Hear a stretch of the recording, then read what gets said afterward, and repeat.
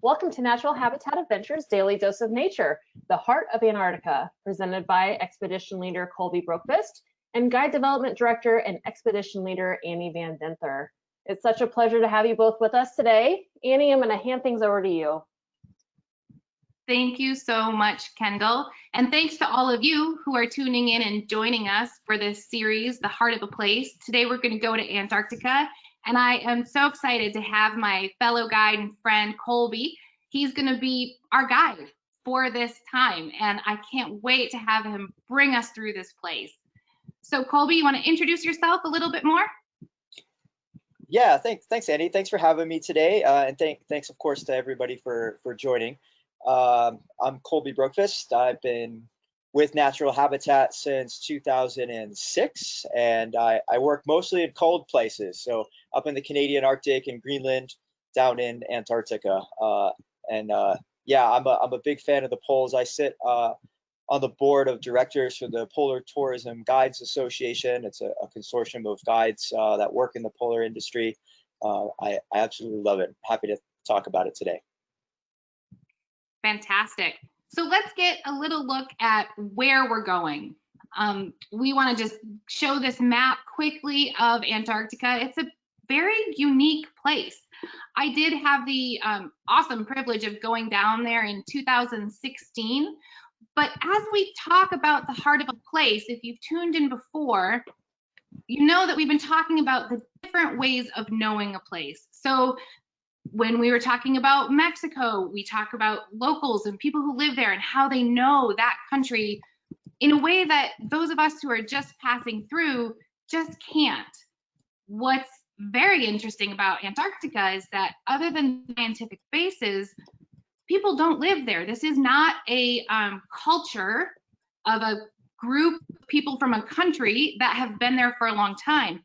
It's the closest thing we can get to an absolute mishmash of people from all different places around the world coming to this singular place for the purpose of understanding it. So it's quite unique.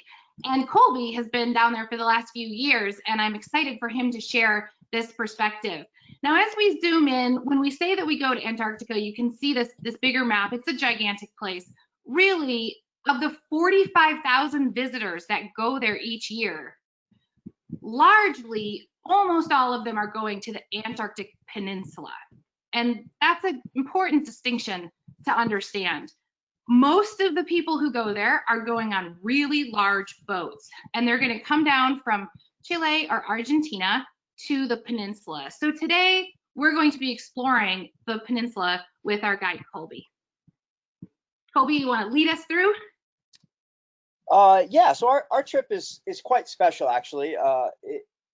We have the ability to do all sorts of stuff down there that you may or may not have an opportunity to do on other trips, but we package everything to make for a pretty exciting adventure. And thinking about that in terms of, getting to the heart of the place, I think that's what our trips are truly about. It's a much more immersive experience. So we have a small yacht, 75 feet long. We take 7 guests at a time for several trips each season. And on board, we have the expertise of your expedition leader and the captain of the ship, but we also have access to zodiacs for cruising. We have kayaks for everybody, expedition style kayaks, closed cockpits, that whole sort of thing. We can go tent camping. We have special permits through the Australian Antarctic Division to go camping out there. And then, of course, just cruising around on our sailboat is a wonderful way to get around. And so it ends up being a very special trip. And Andy mentioned the cruise ships, and there's certainly nothing wrong with being on the cruise ships. But at the end of the day, at the end of your outings, you're coming back to what's essentially a floating hotel. And if we're thinking about Antarctica in terms of the people that go there and what is the culture and what is it really like, and discovering that culture, this culture of Antarctica is exploration, right? It's been geographical exploration, it's been research type scientific exploration, and we get to participate in a way that is it's a more traditional type of Antarctic trip versus going on a cruise ship. So while you won't have big buffets, where you can choose what you want for dinner every night, you're going to have nice home cooked meals. And so Here's the ship that we're on, the boat, the sailboat, 75 feet. It's ice classed. You can see mid-season here, she's a little bit banged up from pushing around in the ice. We get in the ice all of the time, and it's great fun down there. And so that's our platform for exploring. The Australis was designed specifically for polar research and expedition.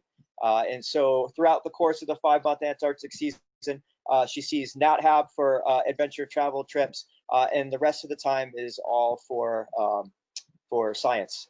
We'll talk about that, I'm sure, at some point, and he's probably going to ask a question about it. And then I just have a couple pictures here to show you of just how intimate and nice it is. You know, what some of our trips each year, they usually cross over Christmas or New Year's, and so we have nice celebrations there together. There's a good Aussie barbecue in the back of the boat. And you could always go up into the wheelhouse, hang out with the captain or the first mate as they're, you know, motoring the boat around. So it's a really wonderful family-oriented expedition atmosphere. Yeah, I remember being on that boat, and I think one of the #1 questions that I get when I am guiding our trips and other people say, like, really, a sailboat? I found, having been down there on a big boat and having been on this sailboat, I think it was more comfortable and personally easier crossing the Drake than it was on the bigger boat. Because on the small boat, you're absolutely hunkered down and prepared for it. You're not trying to walk around with a cocktail and you know, see how things go. Again, nothing wrong with the big ship way of going, but I personally felt more secure on the sailboat. So it was an You don't have to walk excellent around with the experience. cocktails. We bring your cocktails right to your room on the Drake. There you go. You just have to hand it over, right? Yeah. Yeah. So it is a very intimate experience, and because we're moving through on this sailboat, I think you're in it in a different way. You're literally physically closer to the water all the time, and you're just experiencing things on a very different schedule. And how we all experience things kind of gets to this idea of the heart of a place. Do we experience it via smell, via sound? What is it, you know, for you that reminds you of that thing you can't name of a place? For me, as I've said before, a cup of coffee that tastes like the coffee from that area will bring me back instantly, or a smell, as we've got this great fur seal here. What is it for you, Colby? What is the thing that brings you back to Antarctica when you're not there? Yeah, that's great. There's a lot in there. You know, I'm thinking you're talking about senses and all that, and it's making me think about arriving to Antarctica, and it's different. You know, I can look at my pictures from other trips, and it brings me back to that place. And when I go and I remember those feelings and the sounds and the smells, and I go back to places that I guide or that I visited personally, and I'm like, yeah, it does. This is so good to be here. It's just how I remember it, and I'm so glad to be back. Every time I get back down to Antarctica, it's not like that at all. It's like, oh yeah, it's it's scaled so much more greatly than what I can even remember in my pictures. And so I think as I look back in pictures, or you know, maybe it's the smell of the, you know, the ocean when I'm in Greenland, or I see some ice, hear ice cracking when I'm in Greenland, and I can think of Antarctica. But arriving to Antarctica, there's just nothing like it. It's just nothing in my life that triggers it. You just have to show up. And you know, and it's a very intimate experience. A great analogy is, you know, you can think about going to visit New York City. You want to see Central Park, it's so famous. You can get on a city bus tour, and they're going to drive you right by Central Park, and they're going to tell you all about it, and it'll drive, you know, the length of the whole thing, and you'll get done and say, yeah, I saw Central Park, it was amazing, right? Or you can get on foot, and you can cross the street, and you can walk on those trails, and you can walk through Central Park. And that's the difference between being on a cruise ship and being on our little yacht down in Antarctica. And so our arrival to this place is much more sensory in that way, much more sensory. And you're just so much more connected on a small boat. So when we think about places, there's different ways of knowing. There's someone who lives there. There's someone who has worked there repeatedly, someone who worked there once. There's someone who just went to visit. And then there's knowing a place simply from the perceptions that other people have shared. A movie, a documentary about it, images like this one. I think if we asked 100 people what they think of when they think of Antarctica, penguin would be one of the words that comes up. You can't quite imagine the place without them. So tell us a little bit about these penguins. Yeah, that's not where I thought you were going with that. The penguins. So here I'll make a little kitschy connection. So everybody's watched a cooking show, right? You watch the cooking shows.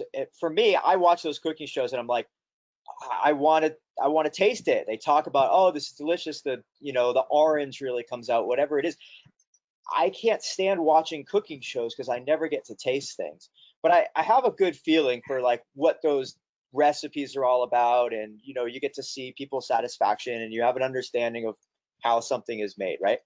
So like researching a place like Antarctica is like that. Like, there's penguins down there. You can read some of the superlative statistics like we're in our introductory thing. But once you get there, everything's different. And so penguins smell. And that's surprising for a lot of people. When you get there, it's not that the penguins themselves smell, but you're in these colonies and it has a distinct smell, right? They're eating krill. It's a little shrimp-like crustacean and they're pooping that all over the place. So that's one of the things that I think is surprising to people. Now, the NatAv trips, we show up early in the season. It's not like you're wading around in penguin guano, right? It's mostly snow. But you can see, like the penguin here, for instance, is dirty. It's been hanging out for probably a couple of days, tending to the nest while its mate is out feeding. And so getting on the ground is much different than looking at pictures or just doing research about a place, because it becomes so much more sensory and immersive is the word that I use all the time. It's an immersive experience, and you instantly, just by being present in that place without anybody talking to you, just using your own 5 sentences, you instantly learn an enormous, a great deal more than what you could just from reading in books. You just have to be there. Yeah, I think that makes so much sense. There's those things you can't know without having been to a place. When I was there, I remember we were at, I think it was Brown, the Argentine base, and there we were watching these penguins and they were catching snowflakes in their mouth. So they're like watching them fall down and like, and of course they miss sometimes and they get a little frustrated or they compete for a snowflake.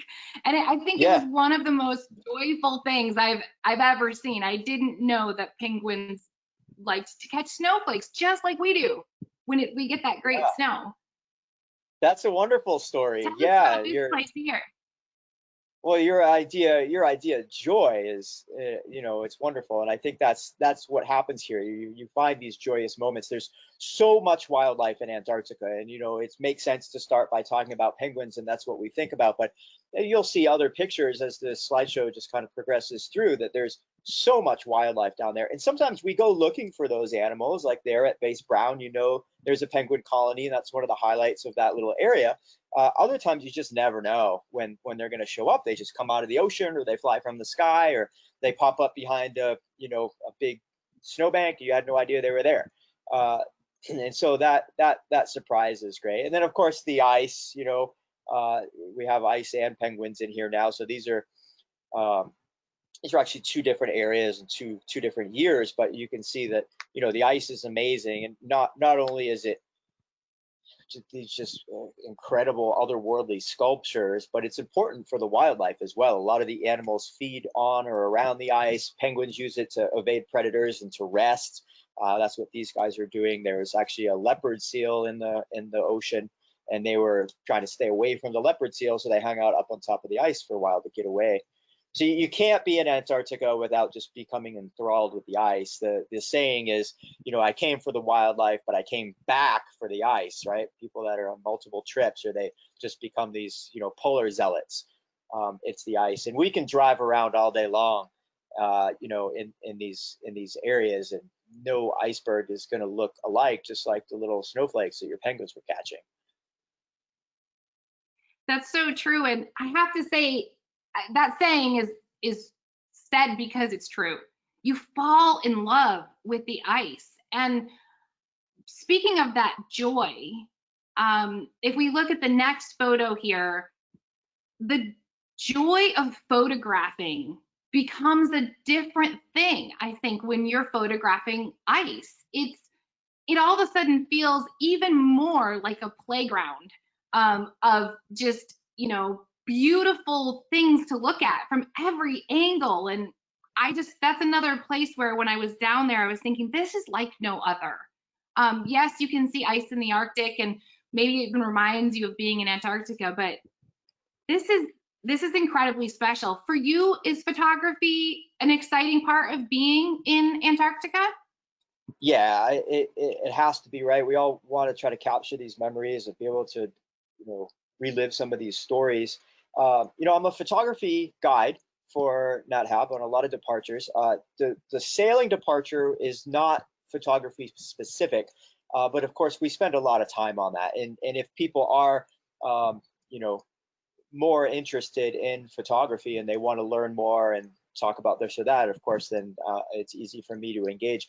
But thinking about joy in photography, as a photography instructor, I really appreciate the ice and taking pictures of the ice, because when you're out, sometimes folks tend to take documentary type of pictures. It's harder to think more like an artist. When we're in group mode, right? You're on a trip, you're moving from place to place, things are happening. There's a lot of different inputs. It's, I think, a lot easier sometimes to be creative when you're on your own and you have some extra time. But with ice, everybody becomes this artist because they're these sculptures. And so when we're motoring around in the Zodiacs, to be like, can we go over there 20 feet more, like change the angle on this and change the angle on that? And even people with little point and shoots, are getting these interesting angles and interesting shapes and the colors and the way that the blue hues come out. So we do, some close-ups and faraways, and we're always, the saying, another saying, there's plenty of sayings, but it's always worth driving around an iceberg.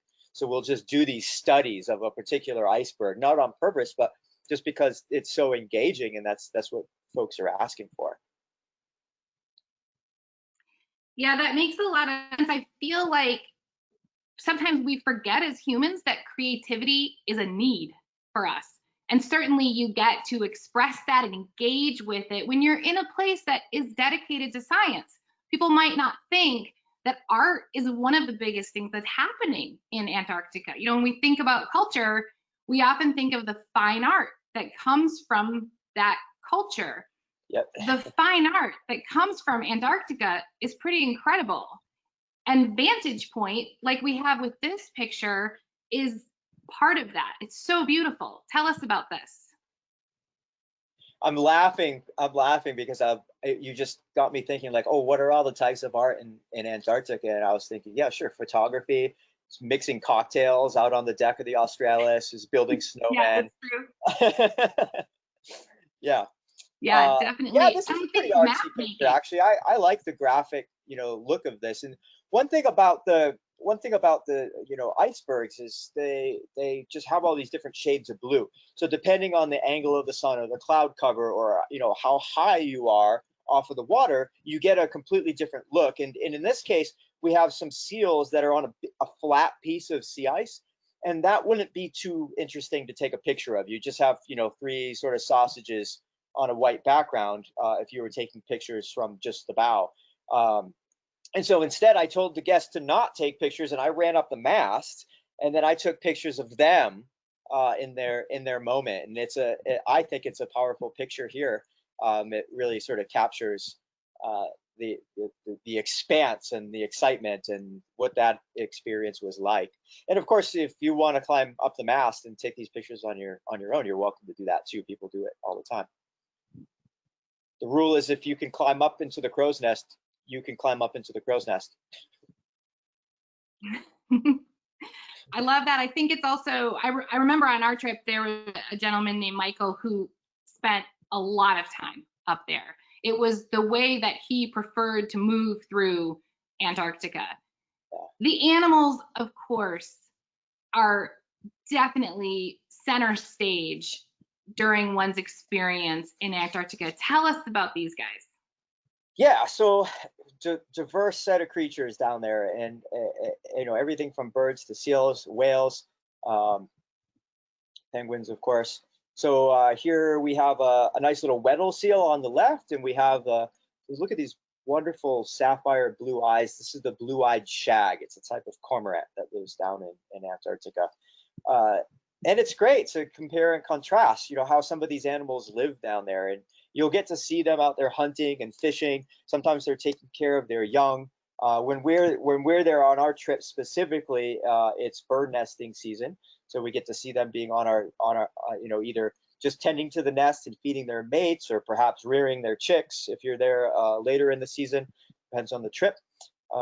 So it's really fun to get to know these guys. And again, you just never know where they're going to show up. Sometimes we specifically go looking for them, but oftentimes we just have a plan to be cruising or kayaking or walking, and then we just discover them. The joy of discovery.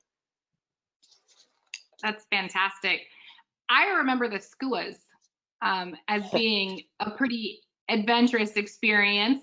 And of course, the seals are so much, they're just like, you kind of fall in love with each one of them. They're amazing. Although I have to say, some are cuter than others. Tell us about this one. Well, yeah, these guys were pretty cute despite his or her flared nostrils here. This is a crab eater seal. And yeah, all the animals, they all have their personalities. Even when we're looking at seals, you look at an animal like the crab eater seals, they're actually very gregarious. So there's a picture here of one, but in fact, there's usually, anywhere from 5 to 80 of these things around, and they like to float around on the sea ice. They'll never come onto the land, as opposed to like a Weddell seal that'll come onto the land. The Weddell seals are very curious. They have these pretty little faces. They're cute and cat-like. These guys, they're a little bit more dog-like, and they don't like people as much. I took this with a long lens where, you might be able to take a picture, with just a regular, 50 millimeter lens on land of Weddell seals. I probably took this with a 400 millimeter lens from a Zodiac. And so they all have their own personalities. And of course, the leopard seals, we have some pictures of leopard seals coming up. We can talk about them. But, the top predator down in Antarctica, and it will eat these guys. So, lots of different personalities to get to know. And it's fun to watch those different behaviors, understand how, even though there's, 4 different seals down there and a gajillion different whales, like they all have their own different niche, and they do something in a slightly different way. And we think of Antarctica as being like, oh, this big frozen wasteland, but it's not. The Southern Ocean is extremely productive. And though we don't have as many different species as you'd get in, a tropical jungle, there's way more individuals that are there, way more individuals. And so the crab eater seal that you're looking at, it turns out that it's the most populous seal in the world. And they live almost exclusively in Antarctica, a little bit on the subantarctic islands. It was very productive down there, lots of animals. It's hard to believe there's a seal that's more prolific than the ring seal, because their numbers are so high. Actually, read the same thing about both of them, don't you? Yeah. Well, I find that that's true with whales and their behavior as well. So when we get to the whales, I've got some questions on that. As you know, that's kind of my some of my favorite territory. But these guys, oh my goodness, this chin strap. Tell us about these penguins. Well, let's see. Let's bring it back to the idea of being in the heart of Antarctica, right? And so there's this sense of intimacy that's down there. Like, traveling around with a small group on a small boat, there's a sense of intimacy. And we can go to a lot of places that you can't go when you're on the cruise ships, either because the boat can't safely get into these little coves and inlets and things because it's too big, or because they have to service, anywhere from 100 to 200 passengers. And so the landings need to be able to handle that number of people. And so here we're in a place where there's only about 10 penguin nests. And we kind of scramble up, from the coast up into this little rock band, and then these little guys are here. And you could tell like we're right on level with them. Now there's distances, right? There's safe distances from nesting birds. So again, I'm using a long lens here. I'm not right on top of these guys up in their face. But with just 7 of us walking up in this little small tucked away place with 10 penguin nests, and then we just sat down. And and I set everybody up beforehand. This is what's going on. This is how we're going to behave. And then we just go and everybody sits and everybody's quiet and we just watch. We just watch. And we were able to watch the ice go by because we're up on top of a hillside. So we're able to watch the ice go by and we're able to watch the penguin. And in this case, this penguin, you notice how clean it is. He or she had just come back from the water. They switched with its mate. And so the dirty mate that had been there for a couple of days left, and this one stayed and then took turns regurgitating and feeding each one of the chicks. And what's really special about the penguin, the chinstrap penguin is what you're looking at here, the chinstrap penguin specifically, is they care for both chicks and they make sure that both of them get fed equally, and they have a much higher success rate than say the Gen 2 penguins or the Adelies. Those ones will just allow whatever chick is the most dominant to get fed and call that good. And oftentimes the second one doesn't survive. So I really appreciate these chinstraps. They're very community oriented and family oriented. That's fantastic. You've talked here about scale earlier being a unique thing, and now you've mentioned time. And it seems to me that that is one of the core things to understand about the heart of Antarctica. There seems to be, you're witnessing this ice that's ancient, and you're moving through at a different pace. You're moving through at Antarctica's pace, at what it brings you, rather than we have to be to the restaurant at this time and we have to be to this place at that time. Does that ring true for you and your experiences in Antarctica? Yeah, we're always talking about scale and time. They're very, very obvious things down there. You become very aware of them, but in a different way. Not in the sense of like, oh, I have a meeting at 10 or we have to be here at this particular time. But in the sense of, for instance, this year we were at a place that had some people that were studying penguins. And when we visited this little colony, they informed us that the first penguin of the year had just been born. And they showed us where that nest was, and we got to see this tiny little penguin stick its head out from underneath its mom for the first time ever. That same day that penguin was hours old, and we kind of did this purposefully, but we drank gin and cocktails on board the boat afterwards with ice that was over 10,000 years old, celebrating time. I don't want to get all sappy about it, but so it's pretty amazing. To think that the ice, it starts in the center of the continent, and it takes thousands and thousands and thousands of years for it to move its way down towards the coast. And then ultimately those big glacial tongues pour off into the sea and they calve into the ocean. We get to see that on our trips, these big giant 200-300 foot wall faces, and sometimes big chunks come off, but all the icebergs that are floating around are testament to just how active this place is. And so again, you think about it as being frozen in place, but it's really not. The image that you're looking at here, which I love, this is so ethereal. This was an iceberg that was about the size of a New York City block.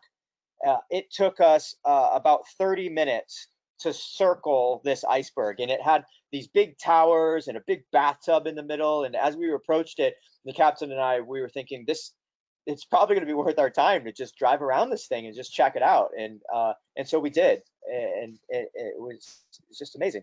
It's always worth driving around an iceberg, but it reminds you of this. It makes, here in Alaska, where I'm presenting from today, we are governed in a sense by tide and wind. All the decisions that we make as far as when to go travel across, go hike or head to the beach, tide and wind are what going to decide whether we go, where we go, and when we go. And I think that probably is true in Antarctica. I did only guide there for a short time, Do you feel like that's true, that that's what's governing your moves in a way? Yeah, it is. You know, when we're kayaking, I probably pay more attention to what the tides are doing. You know, it's nice to either follow the flow or have it be a slack tide. Other than that, the tidal change isn't that big. But weather and wind, of course, is huge. You know, in Antarctica, we have a phenomenon called the Katabatic winds. Essentially, the continent is so high and it's all covered in ice. There's a cooling effect.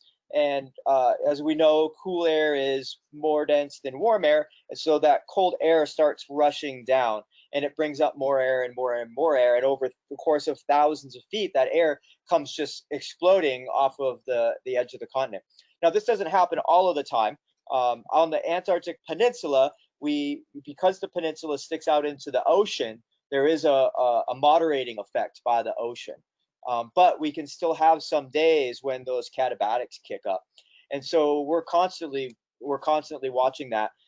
You also get wind that comes, you know, off of the Drake Passage, and depending on which direction that's coming from, you know, it could bring fog, it could bring some drizzle, it could bring some snow, and so it could create white caps.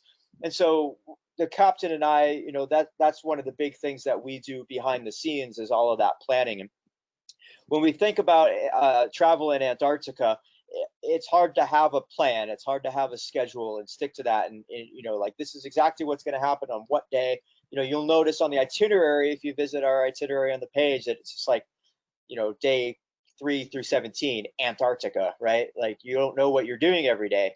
And that's specifically because of wind and weather, wildlife patterns. You know, if the whales are hanging out in one area, we don't want to have to go to another area that's not going to have them just because it's on the schedule. So we're using all of that information, and so we have more of a strategy down there than a plan, right? We know we want to go to sea penguin colonies. We want to spend time, you know, bumping around on the ice. We know we want to make time for kayaking, and so we have this sort of checklist. We actually, I have a literal checklist of all the things that are cool to do, and we try to incorporate as many of those things as possible, depending on wind and wildlife patterns for that particular trip. So you said one of the things you do is you visit a penguin colony. Let's look at a picture of that. So many of them. Yeah, this is a particularly large one. These are Adelie penguins now. You'll notice they're a little bit different. And we're really fortunate to be there later in the season. And you can see these chicks, they've all come together. And so they're in what's called a creche. And this is actually in February. We're not doing so many February trips anymore.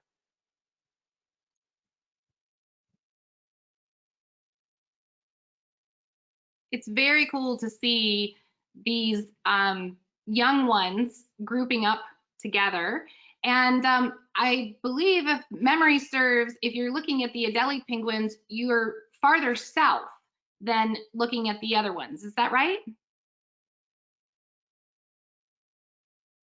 Looks like we might have a technical difficulty here.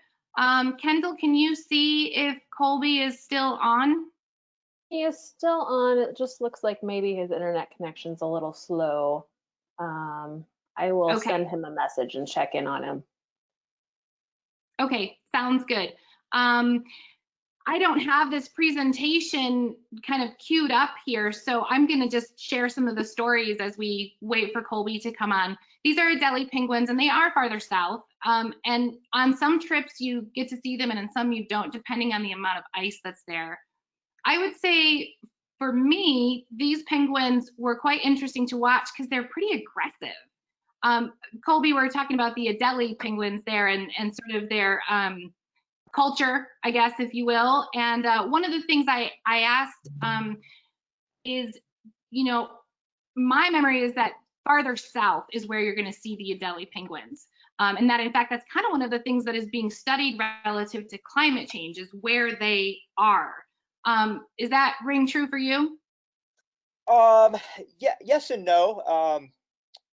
It's true that most of their colonies are a little further south, but actually the most northern part of the peninsula, there's millions and millions and millions of them out on the Danger Islands. Just just a few years ago on the Danger Islands, which are these little tiny islands. If you follow the peninsula all the way out, they stick out there. There's a 1.5 million nesting pairs out there, and that's the most northern part on the peninsula. So think about that, 1.5 million nesting pairs. So that means there's 3 million penguins, but they all have 2 chicks. So at the height of the breeding season, there's 6 million penguins on these little islands. And unfortunately, that's not a place that we go on the Nat Have trip, but just out of interest. But it's a little far out there. You know, it would take our little boat quite a long time to get out there, and wouldn't be the best use of people's time. But it does exist out there. But we see Adelie penguins a lot on our trips, as well as the chin straps, and the Gen 2s are the most common ones that we see down there. The Gen And by the 2s way, are apologize, my computer just completely flipped out and crashed. Luckily, I was able to get back on, so I apologize for technology. no worries, it happens. We're glad you're here. So the Gen 2s, I loved photographing these guys as well, because just that little bit of reddish orange in their beak is just an absolute delight. And I also found that they tended to be the penguins that kind of got closer to humans sometimes. I'm sure there's other species that do, but in my experience, that's what happened. Is that your experience as well? Yeah, for sure. These guys are pretty bold. They're very vocal. They're always kind of picking at each other and getting in each other's space. They don't really hesitate to come on over to you and see what you're doing. They don't really have much fear. You know, all the penguins, aside from maybe the chicks, of course, when they could be predated upon, but the adults on land don't have any predators. So they're used to just walking around and doing whatever they want to do. They behave very differently in the water than they do up on land. And so the Gen 2s are always a crowd favorite. They're super quirky, always kind of yelling at each other, arguing, poking at each other, stealing each other's rocks from the nest. Nice, nice. So move us on to the next image here and tell us about it.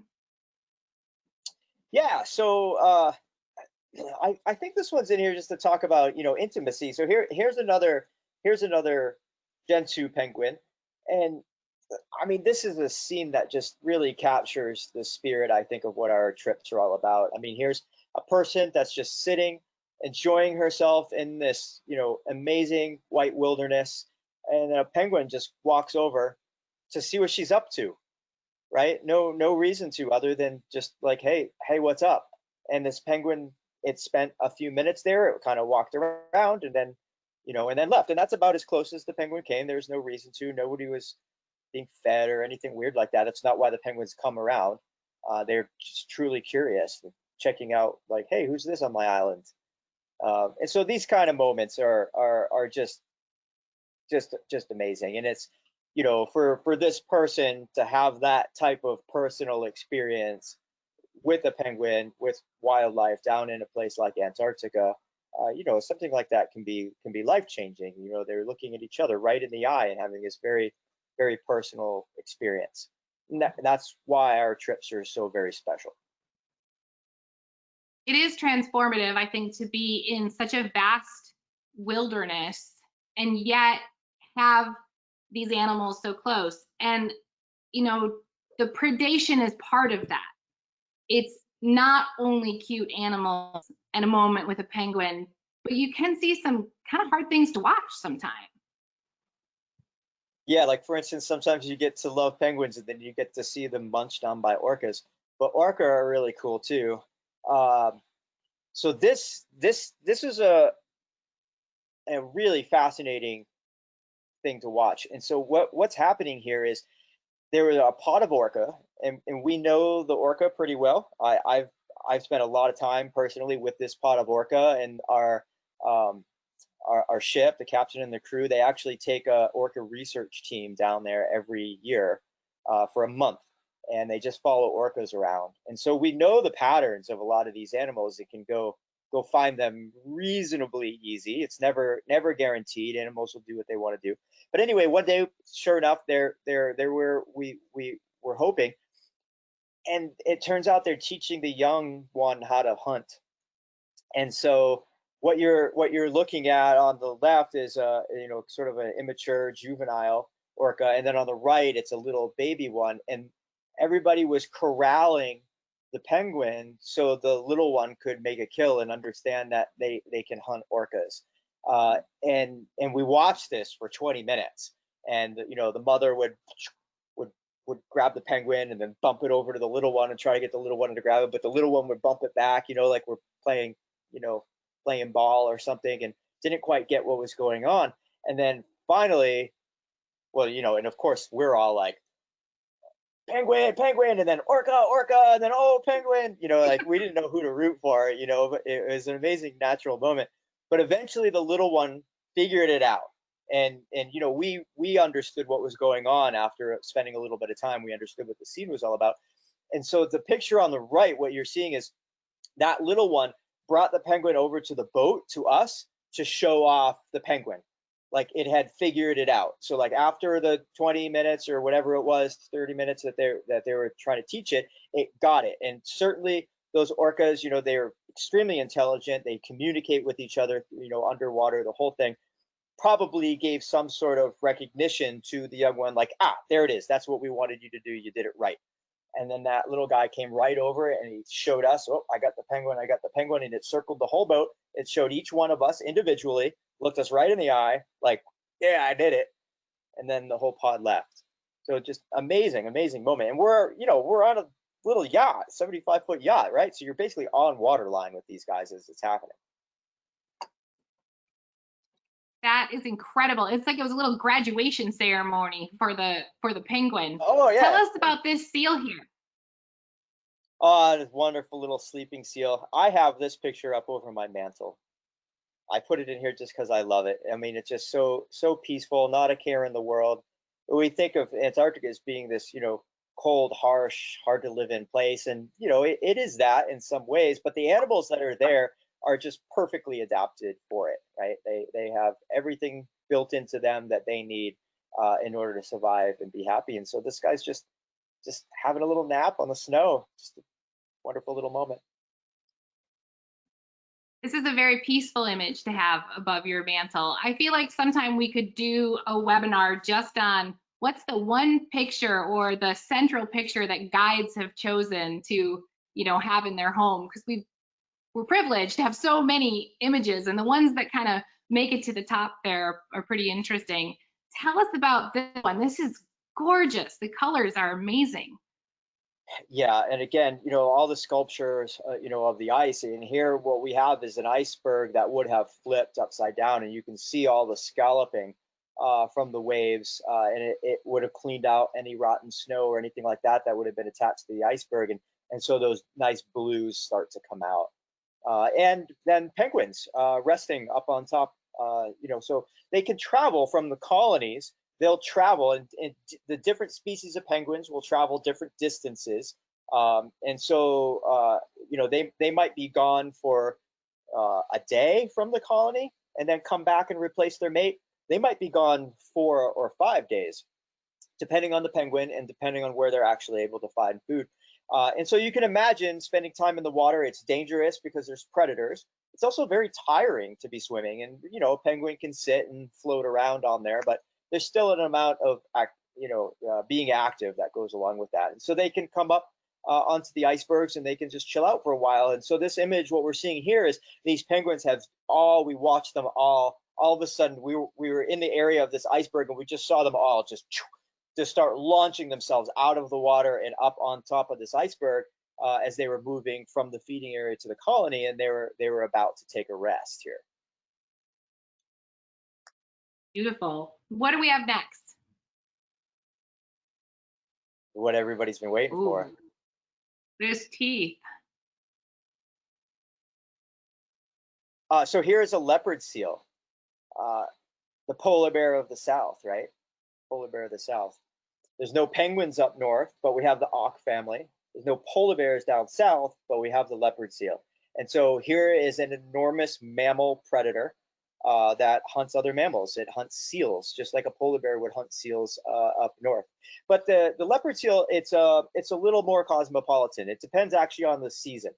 So during the pupping season, it's more inclined to be going for seals. You know, the mother in particular has to make runs back and forth from, you know, again, hunting areas up to the sea ice where the young is up on top of the ice. And similarly with the penguins during their season, the penguins are coming out in enormous groups, going out to their hunting areas and back to the colonies. And so the leps set themselves up to take advantage of those situations. A lot of bang for your buck if you can catch a penguin, versus what they would do the rest of the year would be filtering krill through their teeth. So all those little shrimp and things, they're in like little swarms underwater, and they'll swim right through the swarm and they'll eat. So not only are their teeth like just, you know, giant carnivorous teeth for killing, you know, the larger animals, but they actually interlock together and they can filter krill out just like the baleen whales do. It's so cool. I feel like one of the things when I was first learning about, you know, studying baleen like years ago, I remember really trying to imagine what the in-between step from teeth to baleen would be like. You know, I kind of couldn't get my mind around it when I first learned about these animals. And I feel like this is a really good evolutionary example of that sort of shift that takes place as they evolve to baleen critters instead of just using their teeth. And then, of course, the toothed whales, they are so fascinating. And I think you've got another image of a toothed whale here for us. More orca. Tell us about this photo. Yeah, so the orca will be the toothed whale that we see down here. You know, there's other things in the Drake Passage or possibly in the Beagle Channel as we're transiting to or from Antarctica that we can see. Long fin pilot whales, different types of dolphins, those sort of things would have teeth. But on the peninsula, it's going to be just these guys. And, you know, again, just super curious, you'll notice that this one's blowing bubbles, and actually it would come up and was squeaking to us, to where I got a little piece of rubber, or maybe I think it was a rubber glove on the wet stern of the ship, because they like to play around in the prop wash. The young ones especially like to play around in the prop wash down there. And so they kind of come up and they squeak and they talk to you. And so I took the rubber glove on the wet side of the boat and was squeaking back, got the attention of the orca, and then it was rolling around and we were kind of squeaking together. You know, of course, all the guests are all around and taking pictures, and yeah, so it's another great intimate moment. So you've got the squeaking here of the orca, and we were just looking at a leopard seal. The sounds of Antarctica are one way to understand this place. I think when people kind of picture it, if they haven't been there, they're thinking of this maybe vast, silent landscape that maybe other than the wind, right? You just got silence because you don't have cities. But the animals in themselves are not always so quiet. Yeah, it's true. I can think of a couple examples, and it's not even just the animals, is it? I'm sure you remember being down there, like the ice is always making sounds as well. It's very active, right? The ice sheets are coming down into the ocean, that glaciers are calving. Then, you know, imagine all the weight of thousands of feet of ice pressing down on itself, right? And then all of a sudden, a chunk of that comes off and it doesn't have the weight on it anymore. All that ice expands. And so when it expands, it cracks. But not only that, but there's little air bubbles inside the ice that will then pop as well because they're not under pressure anymore. So, you know, when you're in these areas, it's just, you know, snap, crackle, popping, and then, you know, something big and nasty will roll around and send out big waves and cause a thunder. And but even the animals, actually, we're talking about leopard seals a moment ago. There's an area down near Paradise Harbor this past year, and we were zodiacking around, and we were in just this thick brash ice, you know. So think of like kind of the type of ice that you'd get, you know, if you're going to dump into your cooler a bag of ice, but just the whole ocean's full of that. Plus, you know, stuff that's maybe up to, you know, desk size. And we're pushing around in our Zodiac, just getting deep in there, exploring and see what we can see. And I know that this particular area is good for a leopard seal and its mate, that mate at this particular time of year. And so that's actually what we were going to see, is if we could find the leopard seal in there. And we couldn't find it laying on the ice anywhere. And so I dropped our hydrophone in. It's a listening device that you can use underwater. And we have a little speaker up on top. And we were listening to see if we could hear the leopard seal. And you could also hear all the crackling of this ice. But the amazing thing is that all of a sudden we heard this giant snap and a boom. We didn't hear anything above us. We heard it only through the water and the hydrophone. And then several seconds later, up on the glacial face that was in the interior of the cove, this giant pinnacle of ice collapsed down into the water. So we actually heard it before you could ever see it. And of course, sound travels much faster in the ocean and further in the ocean than it does in the air. And so that's why we were able to hear it first in the hydrophone and actually predict that big calving event. So sounds are amazing. You never know quite what you're going to hear. There's another time. Sorry if I'm getting carried away. There's another time I remember we were packing up from camping in the morning, and the Australis was just floating a little bit offshore of this island, and all of a sudden the cook comes running out. She's waving her arms. She says, "Come over! Stop what you're doing now! Come over! Come over! Come over!" And we weren't really sure, but if somebody's doing that, you're gonna go and find out what's going on. So we dropped what we were doing. All the guests jumped on the Zodiac together. We went over to the Australis, and she's like, "Come down into the engine room." And we went into the engine room. Now the engine room sits about 2/3 of it is under the water, and it's all a steel hull. And there's not a lot of insulation there. It actually helps to keep the engine cool. And so what we heard was a leopard seal singing. You heard this thing trilling, and being inside this big giant uninsulated metal engine room, you were just in this sound chamber. And so we could listen to the male singing to the female. It was wonderful. Wow, that's amazing. I love hearing these stories from you, and it brings back all kinds of memories from my own trip down there. It's 11:55 here in Alaska. We're almost to the top of the hour, and we haven't made it through all of these incredible images. So is there kind of one last one that you'd really want to share with us, and then we can open it up to questions? How about an example? I know what slide's coming up next. How about an example of just how much we can personalize these trips? And I think that's really important too, because if we're talking about really getting to the heart of the place, what that means to me is finding meaning. And that happens on a personal level. And so it's really important to me when we're down there to be able to find ways that people want to connect, like what's special to them and really stands out. And so sometimes it's kayaking, sometimes it's tent camping. 2 years ago, we were there, and it was this gentleman's birthday. And I asked him, I'm like, "Hey, when your birthday rolls around, how do you want to spend it down there? Because we can try to finesse this itinerary around what you want to do when you're here on your special day." And he's like, "I want to camp. I want to camp as much as possible, but if I could camp on my birthday in Antarctica." And so that's what we did. And we were in an area that I had never camped before. And so he and I jumped in the boat, we cruised around, and he got to choose the place. I got to put a set of eyes on it for safety and risk management. And he got to choose the place, and he chose this little island. And we grabbed everybody, we came back, we set up our camp, and we christened it that night over champagne, Birthday Island. And we all camped on this little unnamed island in the middle of Antarctica for him on his birthday. So it's really intimate. There's the sense of joy, the sense of discovery. You're really doing that in a style of, the traditional culture of the explorers down here. And that's what really makes these trips special. It is so beautiful camping there, and it feels like a little bit of an achievement as well, because you're camping out in Antarctica. So thank you, Colby. I love these. We could talk about these for forever. They're just beautiful. We do have to kind of wrap up. Oh God, this one too. See, they're amazing.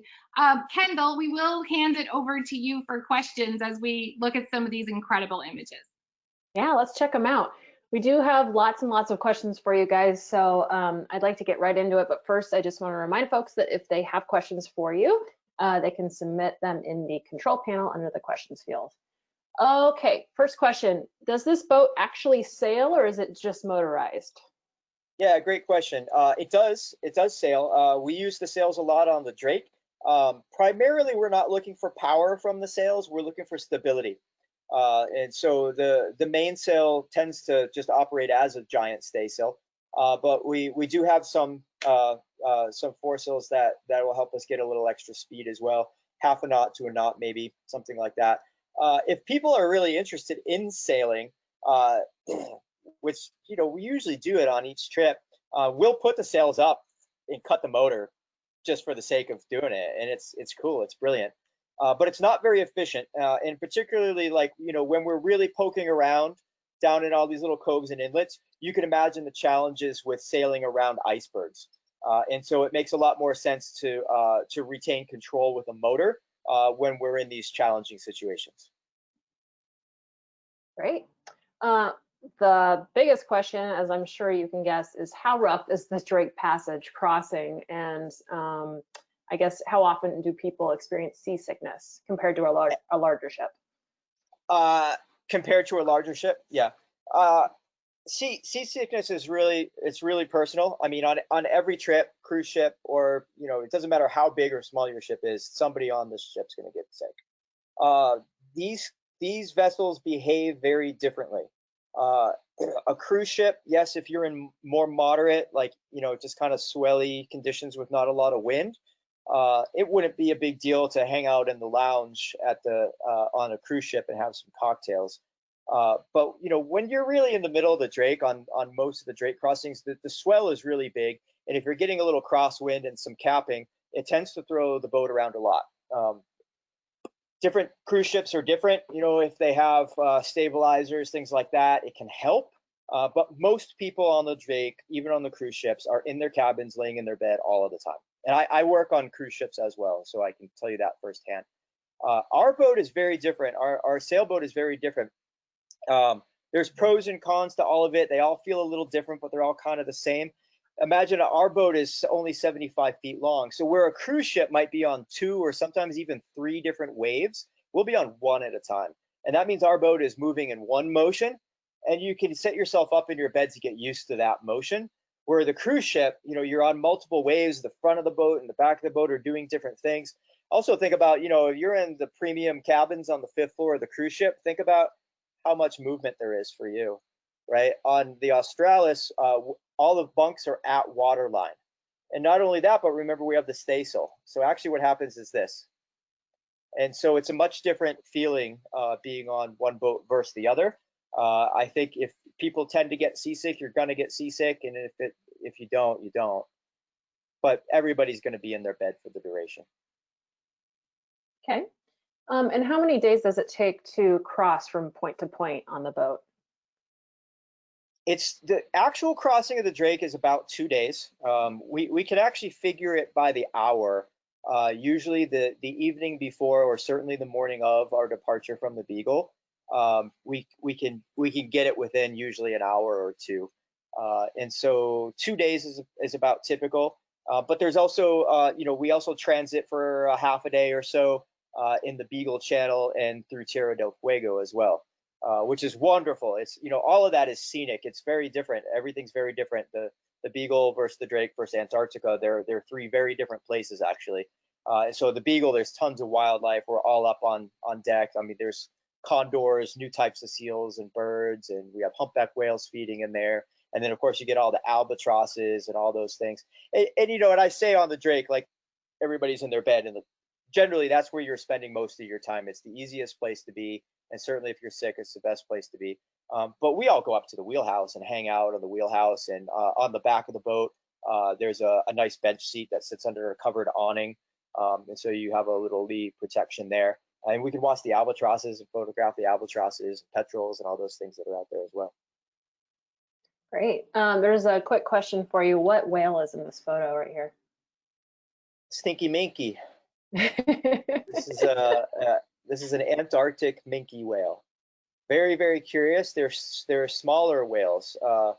So I don't know, maybe this guy's 20 feet long or something. Another baleen feeder, and they specialize in ice pack. You'll notice how the rostrum, the front of its head there, it's very pointed. That's thought to be an adaptation so it can more easily push the ice out of the way to breathe. Wow, so cool. Back to questions about the trip. What equipment is provided and what should you bring along with you? Yeah, we provide most everything for you. So all of the gear for kayaking, from dry suits to booties to gloves. We have those big, nice pogies that attach to the paddles as splash guards, and of course life vests. And then we have suits. Maybe we had some pictures of that in there, but we have Mustang suits, these big orange and black suits that you slide in, and these are waterproof, they're insulated, and they float. So when we're, for instance, going any Zodiac cruising and we're going to be away from our ship for a little while, then those are mandatory. Most people, I think certainly the majority of people, actually wear those Mustang suits all the time. They're really nice for hanging out on the bow of the boat when we're going around. Anytime the wind kicks up, penguin colonies, they're great because you can just kneel down, in the snow, hang out, take pictures, sit, relax, and you don't have to worry about getting cold. Other than that, it's just warm hat, warm gloves, rain jacket, insulating layers, that kind of stuff. Like things that people usually would have at home. Great. And on that topic, how cold does it get? What's the weather like down there? So remember, we go in the summertime, and relative to itself, Antarctica, the peninsula sticks out into the ocean. So even though it's enormous, there still is a moderating effect by the ocean. And so the summer temperatures fluctuate right around 30 degrees, right around freezing, right? I've never seen it get any colder than about 20 degrees, maybe not even 20 degrees Fahrenheit. We've actually had days, believe it or not, last couple of years, we've had days in the 60s, which is incredible. But usually a warm day is in the 40s. Okay. And when's the best time to visit Antarctica? Well, we've sort of settled on December and early January. What's really nice about that time of the year is there's less ship traffic, and because there's so much more ice still floating around. And so, all of the expedition cruise ships can still get there, but some of those big ones that just, they go from like Montevideo to the Antarctic Peninsula for a day or 2 days, and then they go up to, Valparaiso. Those kind of ships, they're like 4,000 folks. They show up late in the season and just do these flybys, and it just kind of makes it seem like there's a little more traffic in some of the thoroughfares, where you need to get from one island system to another. So coming early is a real nice way to avoid that. There's a lot more snow. The penguin colonies are cleaner. There's tons of seals around. There's still tons of whales around. Tons of bird life around. So when you in that context, yeah, it's great. I really appreciate the early part of the season. Personally, it's a personal choice, but I like it personally because there's so much more ice around. Like maybe we can pull the Zodiac up and get out on the sea ice and walk around. That sort of stuff. We just kind of bang around the ice a little bit more. Where by the time you get into February, for sure, a lot of that ice is melted, or it's become broken up and small enough that it's gotten taken away from ocean currents and brought out into the Drake. So the ocean feels a lot icier, and the land feels a lot snowier in December, January. Okay. I'm going to combine a couple final questions on the trip itself. How many crew members are there? How many guests are on the boat? Yeah, that's it. Yeah. So either myself or Daniel will be there as the expedition leader. And then Ben Wallace is the captain of the Australis. He's been working down in Antarctica for over 25 years now, most of that time on board the Australis. And together, we're your leadership team. So we each have different skill sets, and we work together to make the plan to decide where we're going to go, how we're going to do it, when we're going to get there, that sort of thing. In addition to us, then we have a first mate. The mate helps with everything ship-based and sailing, but also is support for us. So if we're doing Zodiac cruising, I'll take one Zodiac, the mate takes the other Zodiac. If we're just getting dropped off on the land, the mate will drop us off on the land. So we spend a lot of time with the first mate. And then we have a cook, Katie, and she's also the second mate. And so she helps with the sailing, and then she does all of our meal planning and special moments and cocktail hours and that sort of thing. And that's it. That's all of us. And then there's 7 guests aboard the ship. Right. And one question I left off is how long is the trip? The trip in total is 17 days. And that ends up being an arrival day plus a staging day down in South America, and 1 extra day for farewells and departures at the end. The rest of the time we're on the ship, on the boat. Great. Some questions about when you're visiting there, what you're seeing. You said there were a couple plant species. Someone wants to know what those are again. There's 2 plant species. So one of them's Antarctic hairgrass, which is kind of like a sedge, and the other one is Antarctic pearlwort, which is a little cushion plant. They're only found in a few places. Sometimes we make it to those places, and sometimes we don't. They're generally found on the outer edge of the island chain. And that is all exposed to the Drake Passage and everything that the Drake brings with it. So more often than not, we're in the protected waters in the interior part of the peninsula. But sometimes there's a window and we end up going to those places and you can see those 2 plants. Cool. And there are a lot of folks who want to know if climate change is visible when you visit there. Yeah, it's very in your face, and I could talk about that all day long. Thinking about plants, or we're seeing algae blooms all over the place that have never occurred before. That's one of the big studies that's going on now. Green algae that are growing because it's warm enough for them to. There's glaciers that are melting at unprecedented rates. There are penguin colonies that are brand new that have only been, documented in the last couple of years because suddenly the penguins have access to the land there, right? They actually need dry land. They need rock to nest on. And so the penguins are going to places that they haven't gone before. And you can see Gen 2 numbers in particular, they are just exploding. They're having a much higher degree of success, and they're moving into these new areas that are snow and ice free. So, we talk about climate, there's winners and there's losers.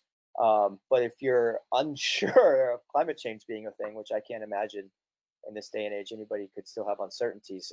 It's very much in your face when you're down there. Okay. There were a ton of questions about the trip, and I'm very sorry we didn't have time to get all of them. So if you do have further questions, you can visit our website at nethab.com/Antarctica, or you can give us a call and we'd be happy to answer your questions. So it's 10 after, so I'm going to call it there on questions and hand it back to you guys for closing comments, and I'll start with Colby. www.greatwhiteWilderness.com/joy/happiness.immersive experience. That's where you want to go. It's really wonderful down here, you guys. I hope you'll come and visit with us down there. It's a wholly different type of experience. And, we did our best, I think, today to talk to you about, what makes this special and, how to find intimacy and, maybe elucidated that this is a place where you can really find personal meaning and learn something about yourself in the natural world and what that might mean. But it's one thing to sort of say that and have an understanding that, something like that is possible, but to show up is to do it justice. And so I hope you join me. Thanks for joining today. Thank you so much, Colby. I really appreciate you. I know you've got a lot going on, so thank you for joining us with the heart of Antarctica. I hope, folks, that you feel a little bit like you've been to this place today or gotten a little taste of it. With all the questions, it seems like maybe we have to do another one someday. So thank you to all of you for showing up. We love that you're here. I look forward to Thursday every week. And we do have a webinar tomorrow that I believe Kendall will tell you about. But next Thursday, we have the heart of the Amazon. So I'm really excited if you want to join us for that. We're going to head over to a completely different ecosystem and learn about the Amazon with Renzo. So thank you so much, everybody, and have a great day. Thanks, you too. This was a lot of fun, and I cannot wait to get to Antarctica someday. Tomorrow's webinar, as Annie said, is Spirit Bears with Eddie Savage. So that's going to be a really fun one too. I would like to thank everyone who joined us today. Be sure to join us tomorrow for that next Daily Dose. We did record today's presentation, so we'll have the replay on our website soon. And with that, I'll conclude the webinar. Goodbye, everybody. Thanks again, Colby and Annie.